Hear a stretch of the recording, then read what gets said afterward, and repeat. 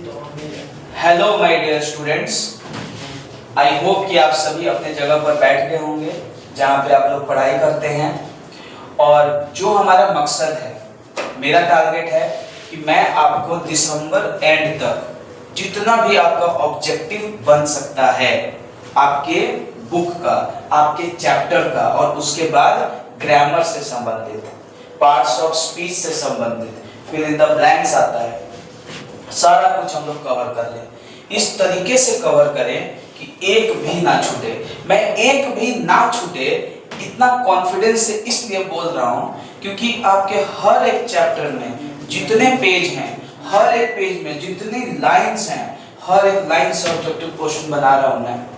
और समझने के लिए तो आपको मतलब थोड़ा सा भी डाउट नहीं करना चाहिए। कई बच्चे होते हैं कि उनको लगता है कि सर इतना ऑब्जेक्टिव हम लोग कैसे करेंगे, हमें तो वही ऑब्जेक्टिव चाहिए जो एग्जाम में आ जाए। क्या ये प्रैक्टिकल अप्रोच है? बताओ। मैं आपको गिने चुने 40-50 करवाऊं और मैं बोलूं कि इसी में से आएगा, पक्का आएगा, मैं लिख के दे रहा हूं, तो फायदा तो मतलब एक तरीके से मुझे शायद मिल जाएगा, क्योंकि आप सोचोगे कि नहीं वो यही आएगा, और बाद में जब एग्जाम में जाओगे नहीं आएगा तब। तो जो मोस्ट एक्सपेक्टेड क्वेश्चन है वो लास्ट टाइम पे जब हम लोग रिकैप करेंगे या जब हम लोग बिल्कुल प्रैक्टिस में उतर जाएंगे तब करेंगे, लेकिन उससे पहले हम लोग डिटेल्ड मैनर में कर लेते हैं। तरीका यही होता है। कभी भी आप देख लेना, मैथ्स हो, साइंस हो, जब हमारे पास समय होता है तब हम लोग क्या करते हैं, ज्यादा क्वेश्चन प्रैक्टिस करते हैं, और एग्जाम के टाइम पर हम लोग एक्सपेक्टेड क्वेश्चन, जो मोस्ट इंपॉर्टेंट क्वेश्चन है, उस पे हम लोग फोकस करें। एक भी ऑब्जेक्टिव नहीं बचने वाला है। और दिसंबर के बाद जब हम लोग सेशन करेंगे तब आपको सारा आता रहेगा। हम लोग सीधा क्या करेंगे, प्रैक्टिस करेंगे। उसमें आपका इंपॉर्टेंट क्वेश्चन भी होगा, most important 100 question, most important 50 question, top 50 question जो आ ही सकते हैं उस वक्त करेंगे। अभी नहीं, अभी हम लोग चैप्टर को फिनिश कर रहे हैं। कई बच्चे हैं जो जुलाई के बाद तो पढ़ना स्टार्ट किए हैं, अब वो तो कंफ्यूज रहते हैं कि सर कैसे पढ़ाई करें। तो आपको जरा सा भी नहीं घबराना है। आपका एक एक चैप्टर का, यहाँ पे एक एक लाइन का ऑब्जेक्टिव मैं लेके आया हूँ। आपको चैप्टर पढ़ने की जरूरत ही नहीं है, आपका चैप्टर ऑब्जेक्टिव के थ्रू हो जाएगा।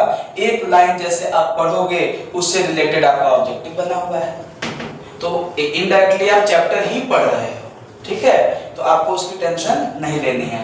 तो आज इसका पार्ट 2 है। जिसने पार्ट 1 नहीं देखा है तो सबसे पहले आप लोग पार्ट 1 देखें। तो आज हम लोग 17th क्वेश्चन से स्टार्ट कर रहे हैं, जो कि आपका इंडियन सिविलाइजेशन एंड जो कल्चर जो चैप्टर है उसका जो पेज 2 है उससे रिलेटेड जितना ऑब्जेक्टिव बन सकता है वो हम लोग करने जा रहे हैं। कईयों को ये मतलब रहता है कि सर थोड़ा जल्दी कराइए, जल्दी कराइए। अरे बेटा पढ़ रहे हैं हम लोग, और यहाँ पर कई बच्चे हैं जिनको धीरे धीरे समझ में आता है, कई होते हैं जो सर जल्दी जल्दी कराइए। तो मुझे यहाँ पे सबको लेकर चलना है। जिसको अगर लग रहा है कि सर ये स्लो है तो YouTube पे आपको ऑप्शन मिलता है, वहाँ पे स्पीड आप बढ़ा सकते हो, पॉज कर सकते हो। जिसको लग रहा है कि फास्ट है आप पॉज कर लो, ढंग से उसको पढ़ लो, उसको स्पीड स्लो का ऑप्शन आता है, स्लो कर लो। तो टेक्नोलॉजी का जिस तरीके से यूज कर रहे हैं, ऑनलाइन चीजें आपके पास पहुंच रही हैं, आपके हाथ में जो हैंडसेट है उस पर जो यूट्यूब का फंक्शन है आप यूज कर सकते हो। और बहुत अच्छा लगा कि कल बहुत बच्चों ने इंटरेस्ट दिखाया, खास करके मैं यहाँ पर नाम लूंगा तो शायद पार्शियलिटी हो जाएगी और कुछ बच्चे बोलेंगे कि सर मेरा नाम आपने नहीं लिया था। तो थैंक यू वेरी मच सभी को, ठीक है, किसी एक को नहीं। और जो पार्टिसिपेट कर रहे हैं, जो अपने आंसर दे रहे हैं, वो सबसे ज्यादा सीख रहे हैं, इसलिए क्योंकि वो बिल्कुल एंगेज्ड है उसमें, काफी उसमें इंटरेस्ट लेके पढ़ाई कर रहे हैं। ये आपका सेकंड पेज है, हाईलाइट आपको कर लेना है। कल मैंने बुक का ही फोटो दे दिया था आपको, आज उस बुक में जितना कुछ था सेकंड पेज में उसको टाइप किया गया है। तो पैराग्राफ 1 आपका है। अब इसको एक्सप्लेन करने से ज्यादा अच्छा है कि मैं डायरेक्ट यहाँ पे क्वेश्चन पे आ जाऊं।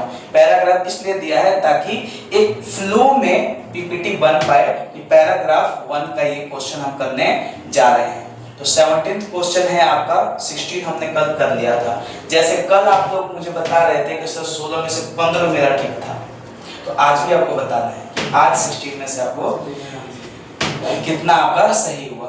तो देखो 17th question, which country is described as still being sound at the foundation? मतलब कौन सा ऐसा देश है जिसको डिस्क्राइब किया जाता है। डिस्क्राइब का क्या मतलब होता है? डिस्क्राइब का मतलब होता है किसी चीज के बारे में बताना, उसके बारे में कहना। देखो, which country is described as still being sound at the foundation? Sound at the foundation का क्या मतलब होता है? साउंड होना। कईयों को ये पता होगा कि सर साउंड तो ये बड़ा आसान चीज पूछ दिया आपने, साउंड का मतलब आवाज होता है, ध्वनि होती है।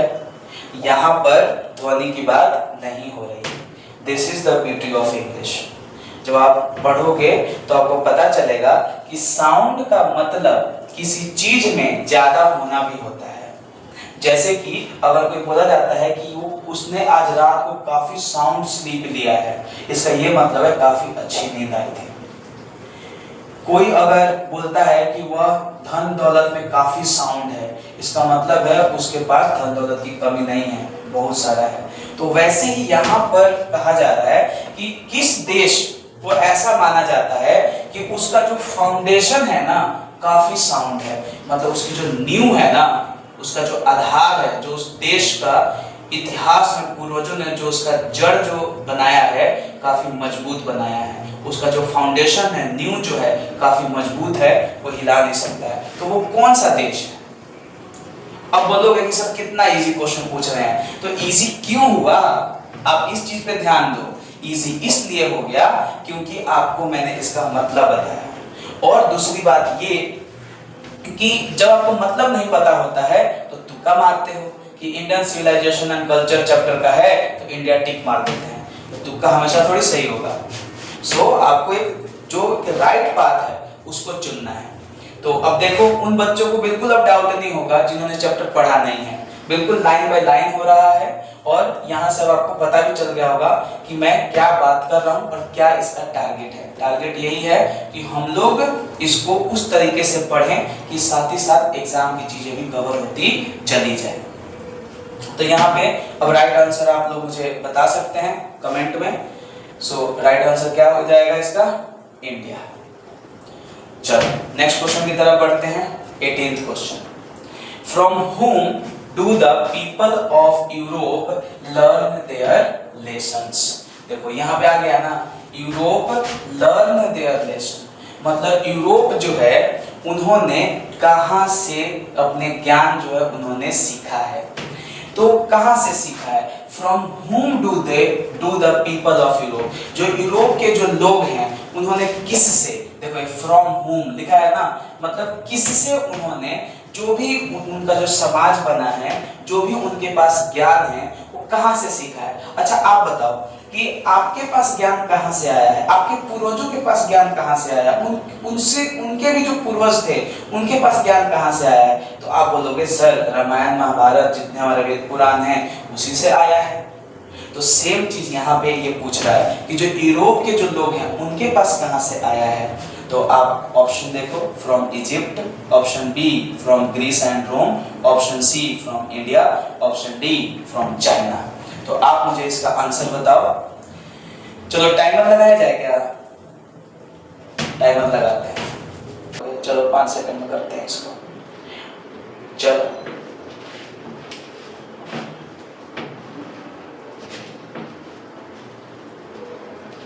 टाइम अप हो गया। आपका आंसर क्या होगा? From Greece and Rome. Right answer आपका क्या हो जाएगा? From Greece and Rome. जो यूरोप वालों को जो ज्ञान मिला है, जो उन्होंने सीखी है, वो कहां से सीखी है? ग्रीस और रोम से सीखा है। चलो नेक्स्ट क्वेश्चन देखो, what do Europeans hope to avoid, मतलब यूरोपियन जो हैं उम्मीद रखते हैं क्या अवॉइड करने के लिए।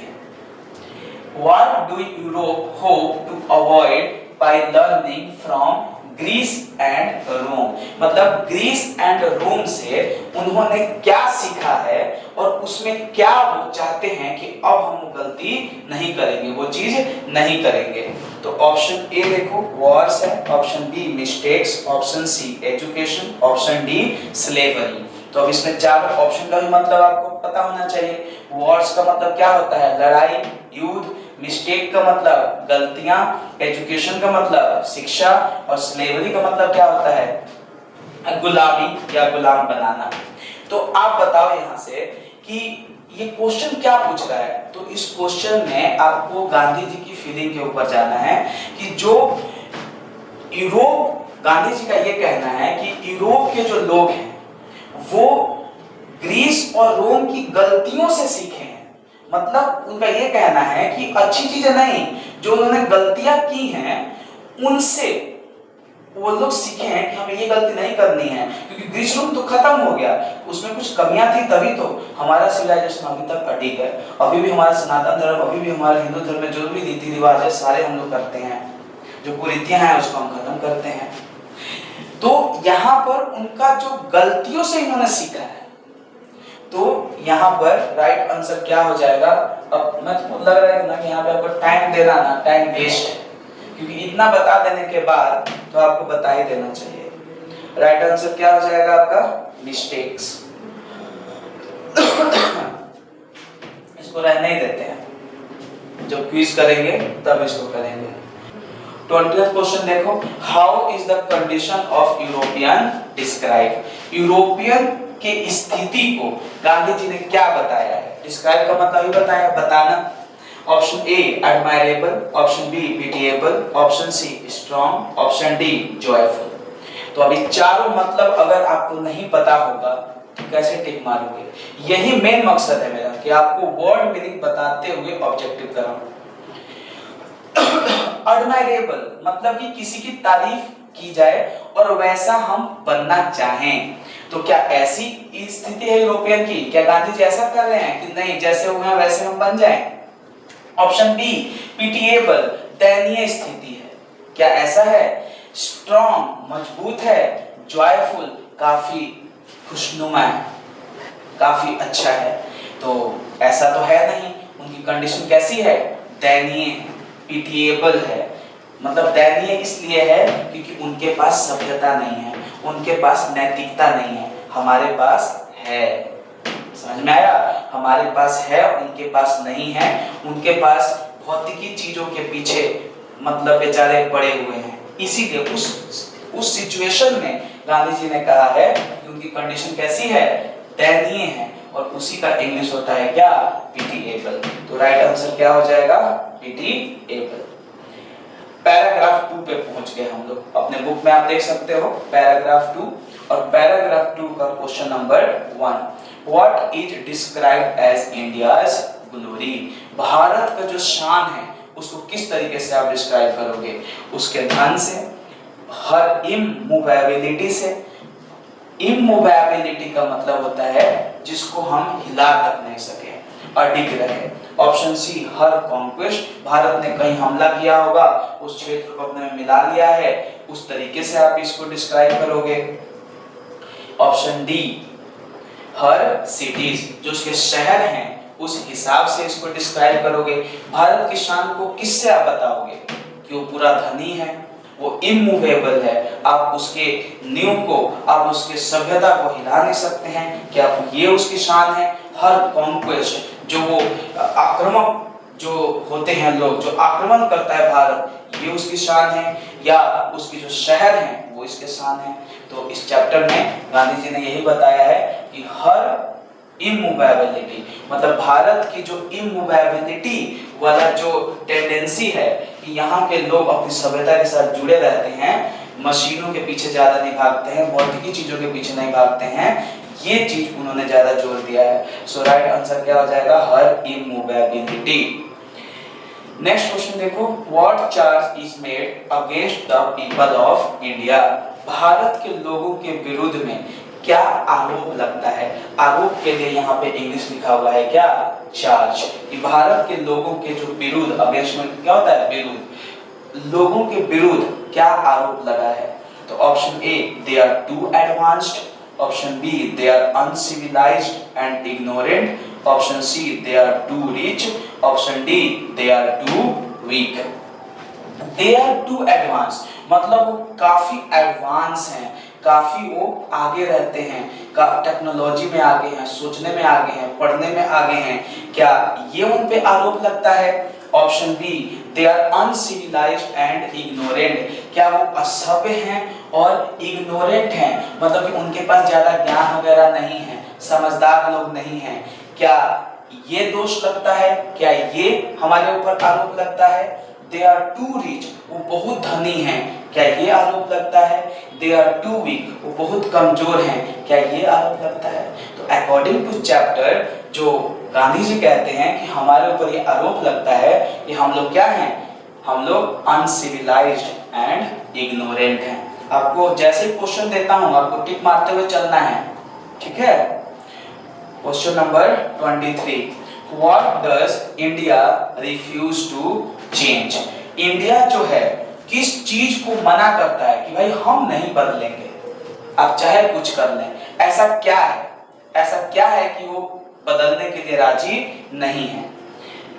धन, option B foreign rule, option C what is tested on the anvil of experience, option D education system. मतलब भारत का क्या ऐसा है जो वो बदलना नहीं चाहते हैं, रिफ्यूज कर देते हैं, मना कर देते हैं? क्या धन है वो? क्या विदेश के लिए जो रूल बनाया हुआ है, नियम, वो कहते हैं? What is tested on the anvil of experience, अपने अनुभव की कसौटी पर, एनविल का मतलब होता है कसौटी पर, जो भी भारत को अनुभव मिला हुआ है उसके आधार पे जो इन्होंने सीखा है, क्या वो चीज है जो ये बदलना नहीं चाहते हैं?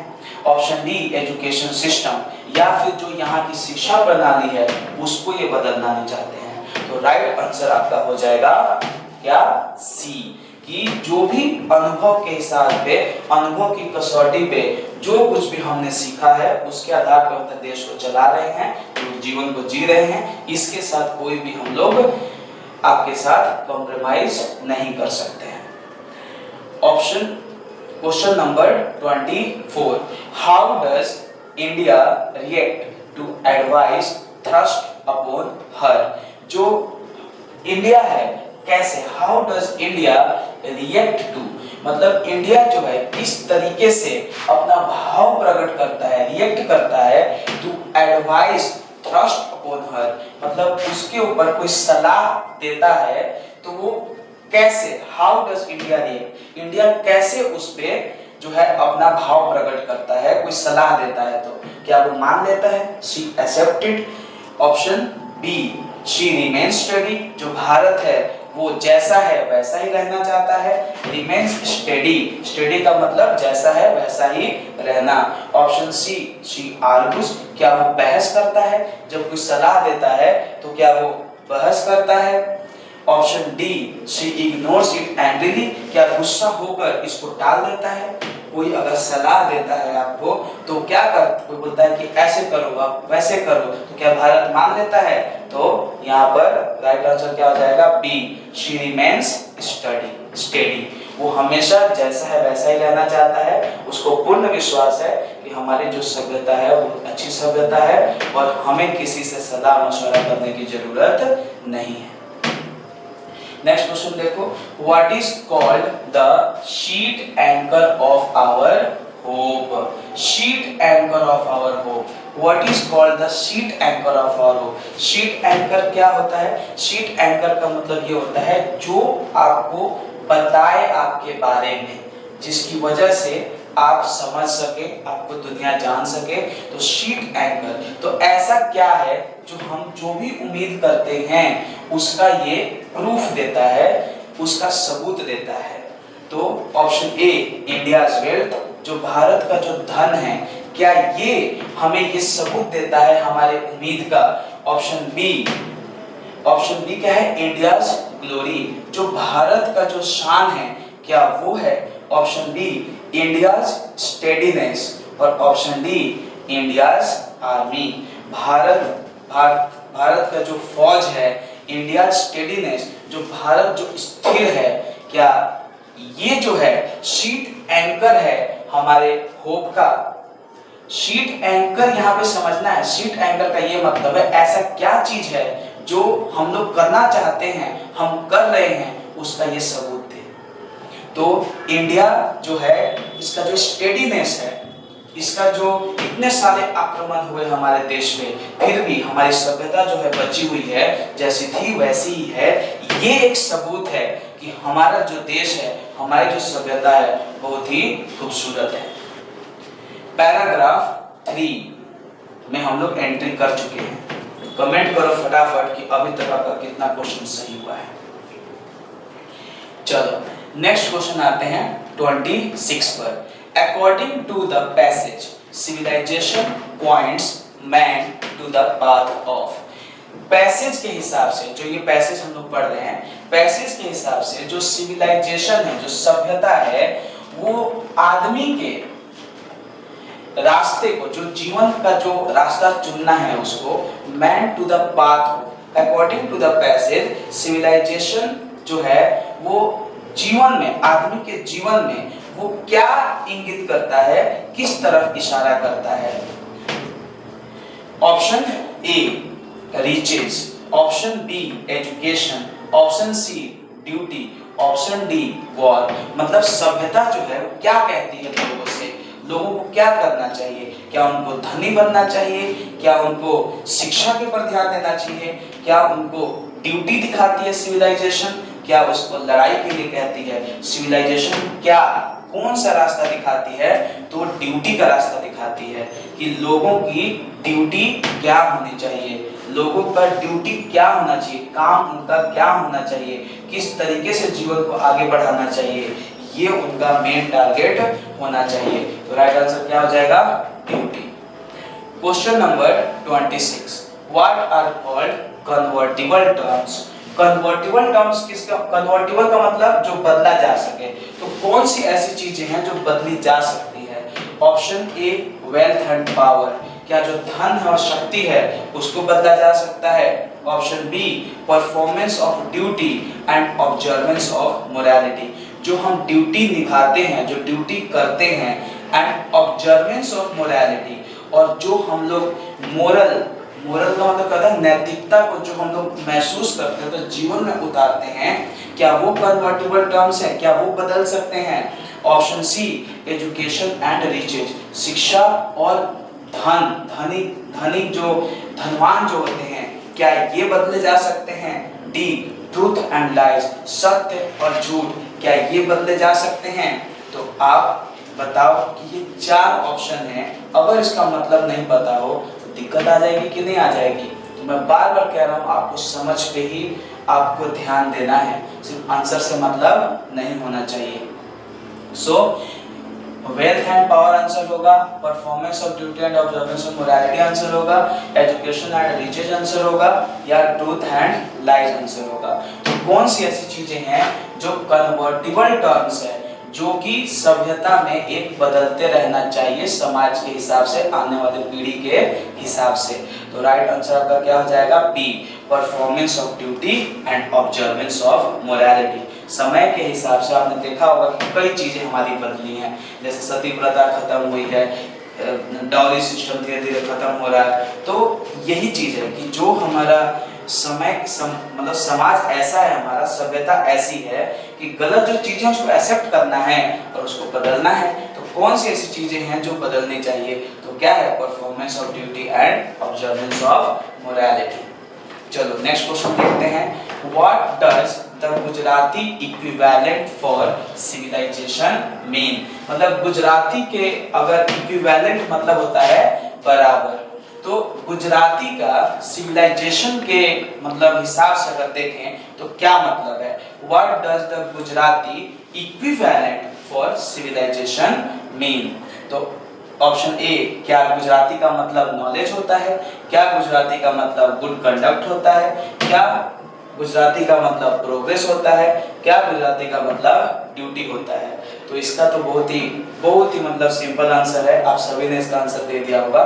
इसका आंसर क्या है, गुड कंडक्ट। किसी भी चीज को किस तरीके से करना है, वही तो सिविलाइजेशन बताता है। और उसी का एक तरीके से कैसे उसी के बराबरी इसका मतलब है क्या, गुजराती। अब गांधी जी ने यहाँ पे गुजराती शब्द इसीलिए शायद यूज किया क्योंकि गांधी जी खुद गुजरात से थे, तो उन्होंने थोड़ा सा रिलेट करने का कोशिश किया है कि गुजराती का मतलब ही होता है क्या, एक सभ्यता जो बताती है क्या कि गुड कंडक्ट, जीवन को कैसे हमें उसको काटना चाहिए, कैसे करना चाहिए।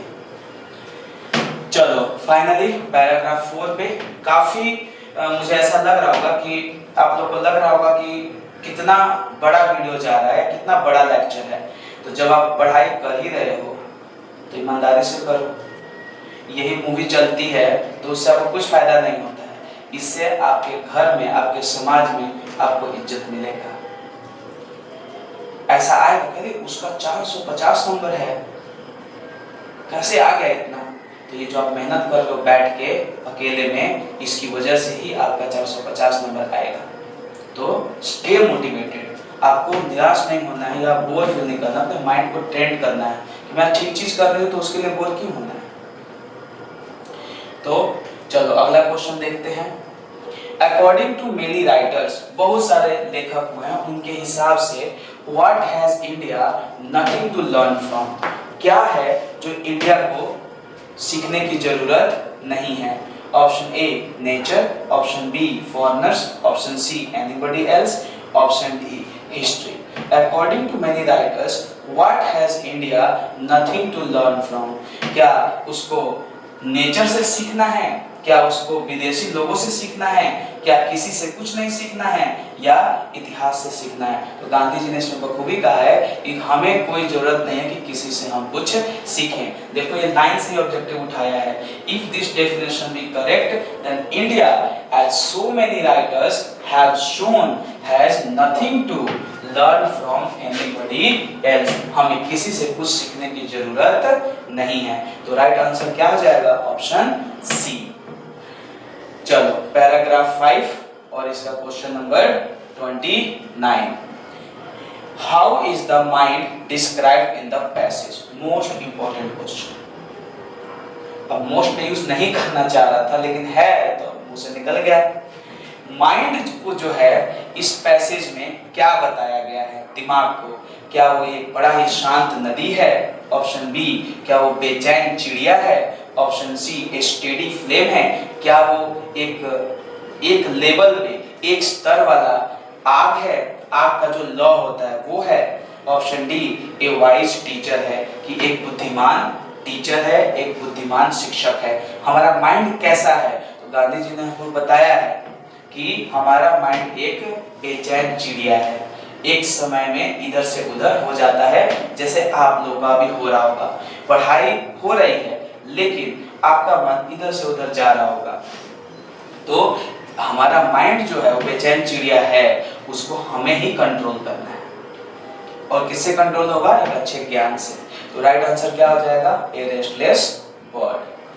30th क्वेश्चन देखो, what happens the more we indulge in passion, अगर हम पैशन में हमें जो इच्छा करती है, जो हमें शारीरिक सुख देता है, अगर उसमें हम शामिल हो जाएं, इंडल्ज का मतलब होता है शामिल होना, अगर उसमें हम शामिल हो जाए तो क्या होगा, क्या वो खत्म हो जाएगा, क्या हमारी इच्छाएं कभी खत्म हो जाएंगी, बी दे ग्रो वीकर, क्या वो कमजोर हो जाएंगे, ऑप्शन सी दे बिकम अनब्रिडल्ड, हम अगर बार बार एक चीज को हम करना चाहें, उसको पालें, तो क्या वो अनब्रिडल्ड हो जाएगा, अनब्रिडल्ड मतलब हमारे नियंत्रण में नहीं होगा, D they make us wise, क्या वो हमें बुद्धिमान बना देंगे। तो अगर हम अपने सिर्फ और सिर्फ इंद्रियों के खुश करने में लग जाएंगे तो हम क्या हो जाएंगे, दे बिकम अनब्रिडल्ड हो जाएगा, मतलब वैसा घोड़ा जो बिना लगाम के है। तो इसका राइट आंसर क्या हो जाएगा, दे बिकम अनब्रिडल्ड।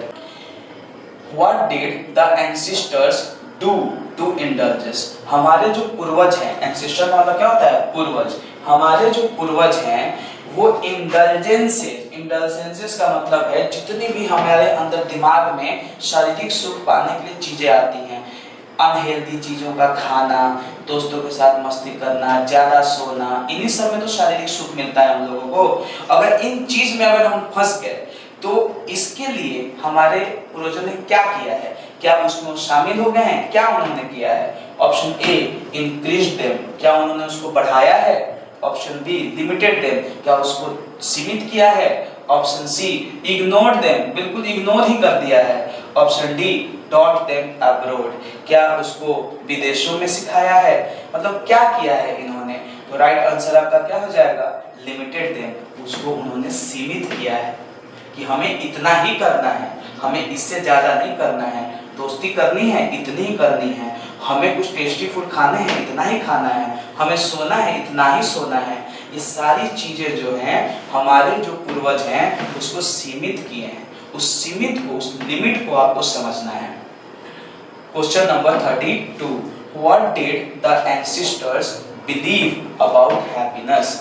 जो हमारे पूर्वज हैं, जो हमारे एंसेस्टर्स हैं, वो हैप्पीनेस के बारे में क्या विश्वास करते हैं, क्या सोचते हैं? हम सोचते हैं ना कि दोस्तों के साथ घूमना ही हैप्पीनेस है, क्या सच में वो हैप्पीनेस है?